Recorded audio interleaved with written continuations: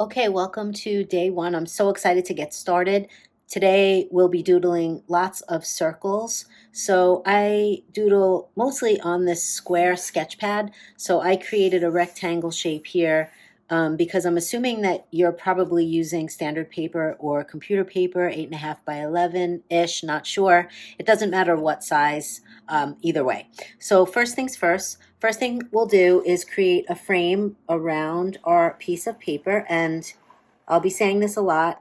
It doesn't matter if the lines are not straight. In fact, I like to doodle and create imperfect lines and imperfect shapes because in the end, I feel like when the piece is finished, it creates depth and it actually looks like it's moving, so it's really cool. Okay, so now that you have your frame around your piece of paper, we're gonna just create a bunch of circles. So make them kind of big to start. Again, they don't have to be perfect circles. I like my circles to kind of just touch, but you can definitely overlap them. And it's okay, actually, it would be great if you could leave a little space in between the circles, okay? So fill the page with circles. So as you can see, I'm almost done filling up my page and I'm leaving space. The circles are not perfect. In fact, sometimes even after a doodle, I'll just go back and if I feel like I want to clean it up a little bit, I will, but a lot of times I don't because I just love the way it looks on its own. Hopefully, as you're doing this, you'll forget about the stresses of the day or anything that you might be experiencing that's making you feel not so great.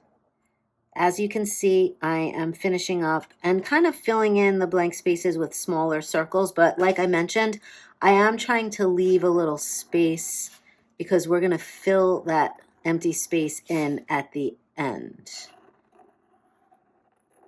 And that's what's going to make the doodle really pop.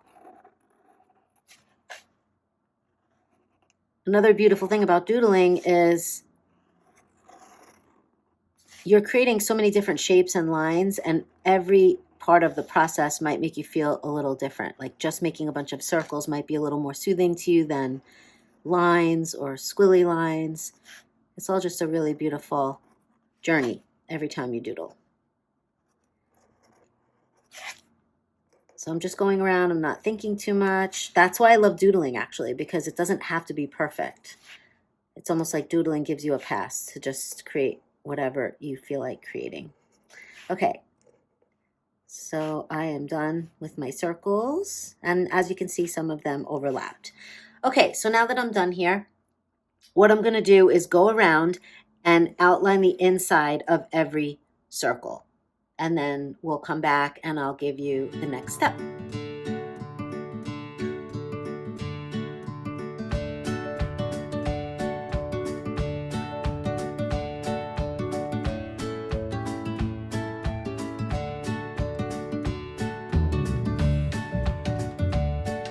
Okay, so I'm almost done outlining all of my circles. And then what we'll do next, I'm going to give you 3 options to color in each circle, cool doodly patterns.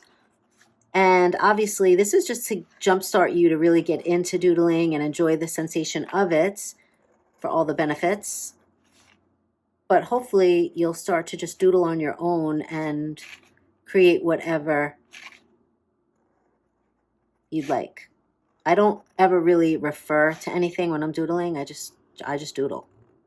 Okay, so I think all my circles are done. What I'm going to do here is I'm going to give you 3 patterns. So the first pattern is kind of like a flower, and it's going to look like this. So little petals, they can be really thin or they can be really thick. In fact, mine will probably look different every time I draw in a circle. So that's the first pattern. The second pattern will be lines, so across first, and then just add a bunch of lines, however you'd like. Like I said, I do it different every time. And then the third pattern will be another circle, a dot colored in, and then around this first circle on the inside of the bigger circle, we're just going to make triangle shapes going all the way around. Again, it doesn't matter if some triangles are bigger than the others. And then one more thing we're going to do, that those are your main three doodles within the circles. But on the really small circles, I'm just going to make a black dot because there's not much room to do anything else. So let's do that, and then we'll meet back up when we're finished.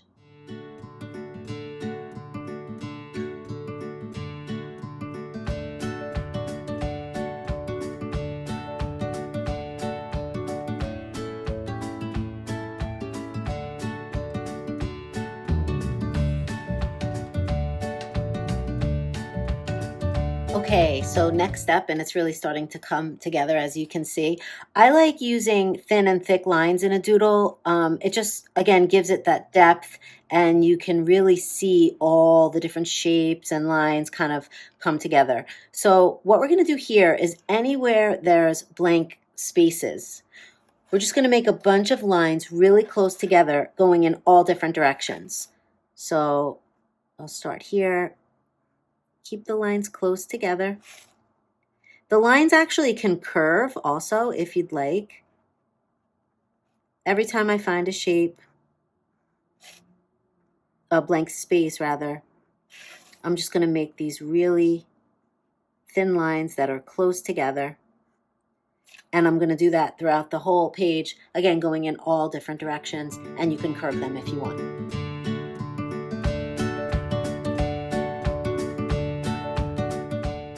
Okay, last thing we'll do to really make your doodle pop is any circles where you doodled a flower shape, you're going to just come in and color in the background of that inner circle.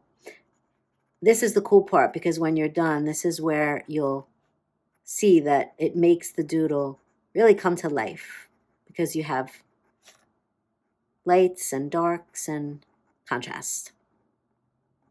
So go around all the flower circles and color it in.